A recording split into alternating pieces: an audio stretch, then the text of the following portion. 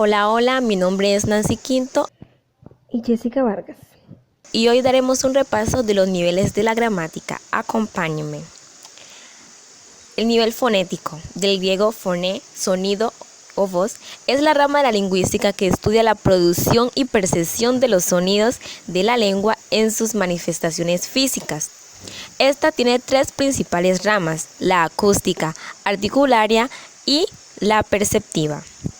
La rama acústica consiste en el estudio del habla dentro del punto de vista físico, o sea, a través de la medición y cotejo de las ondas sonoras.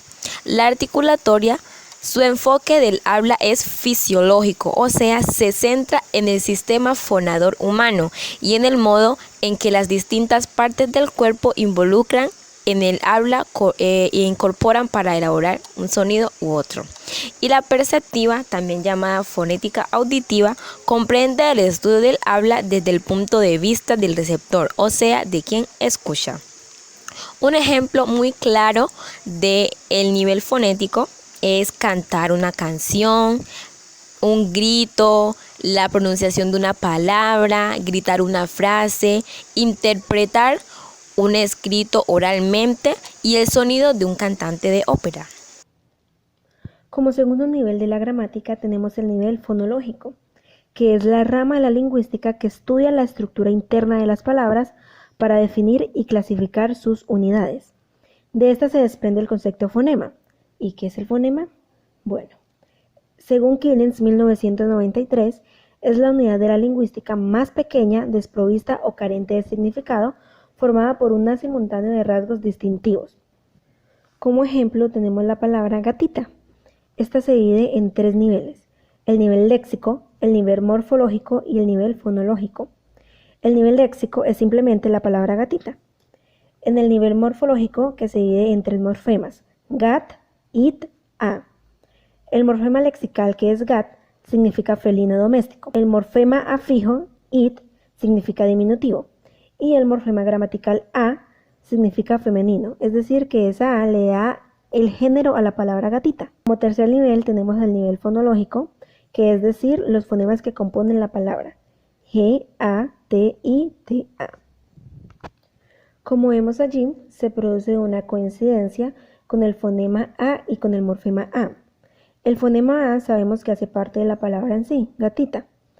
En cambio, el morfema A, que es la última A de la palabra, le da el sentido femenino a dicha palabra.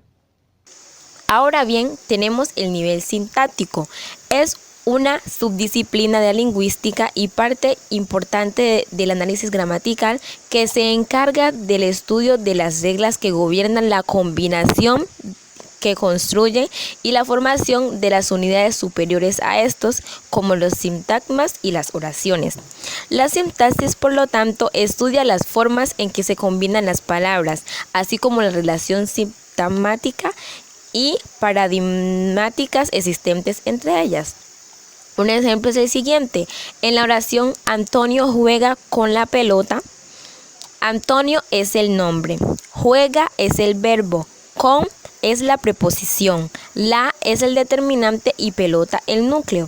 Y así queda la oración Antonio juega con la pelota. Otra forma de combinar las palabras para que resulte otra oración sería juega Antonio con la pelota.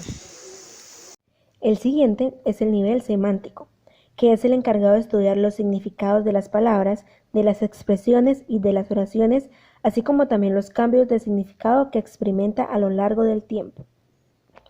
De este nivel se desprenden dos conceptos: la detonación y la connotación. La detonación es el significado en el diccionario, un significado formal y común para todos los hablantes.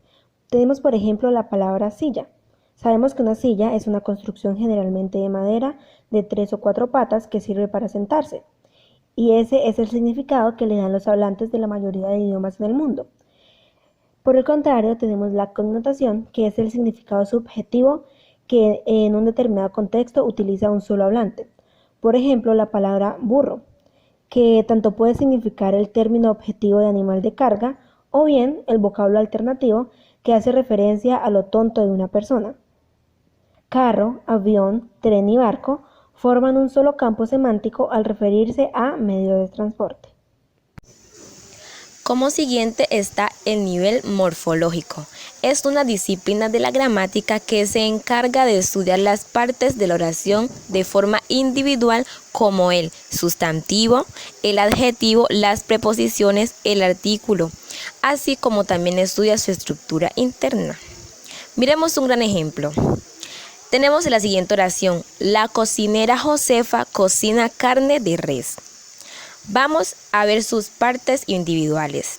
La es el artículo, en este caso femenino en singular. Cocinera es el sustantivo, como un singular femenino. Josefa es el sustantivo, singular femenino. Cocina es el verbo, primera persona del singular en presente. Y carne es sustantivo, como masculino en singular. De es la preposición. Y res es el sustantivo y objeto directo. Miremos aquí que es muy importante tener en claro cuáles son las partes de una oración, de tal manera que al decirla puedan tener sentido. Este nivel que viene es un nivel muy interesante, es el nivel etimológico. Se denomina etimología al estudio del origen de las palabras. En la etimología de una palabra se suelen incluir detalles sobre las fuentes históricas, su significado originario, sus cambios estructurales a lo largo del tiempo o su cronología, entre otros. En este momento daré 4 ejemplos. El primero, academia, que viene del griego akademeia, que significa casa del héroe Academo, donde enseñaba Platón. La segunda palabra es agosto, que viene del latín Augusto, que hace referencia al emperador romano César Augusto. La tercera palabra que me pareció muy interesante es alarma, que viene del italiano al arme, que significa a las armas, que es el grito de los soldados al ser atacados. Y última palabra tenemos la palabra alfabeto, que procede de la unión de las 2 primeras letras del griego alfa y beta. También tenemos el nivel pragmático.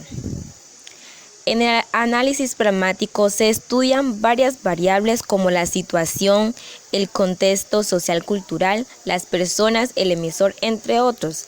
El término pragmático se puede utilizar como sinónimo de práctico, materialista, funcional, utilitario, cómodo, entre otros. Asimismo, algunos antónimos de pragmático son teórico, especulatorio y demás. Miremos este ejemplo. Hay situaciones verbales y no verbales. Una situación verbal sería un chiste y también decir, pero tú dijiste que no es justo. Aquí el emisor tiene una intención cuando dice las palabras anteriormente mencionadas, y en los no verbales está mantener contacto visual durante una conversación. Asienta o niega la cabeza diciendo sí o a la vez no. Y apuntar ya sea con los labios o con los dedos de la mano hacia cierta parte, refiriéndose que ahí hay algo que le pertenece o que no le pertenece. Además, tengamos en claro lo siguiente. Los no verbales se identifican mejor con los niños, ya que ellos, al no tener desarrollado el lenguaje, utilizan métodos para comunicarse. Pueden llorar, pueden tirarse al suelo, pueden señalar, como lo mencioné, con la mano o con los labios, haciendo señal de que necesitan algo. Y esto es un punto a tener en cuenta muy importante.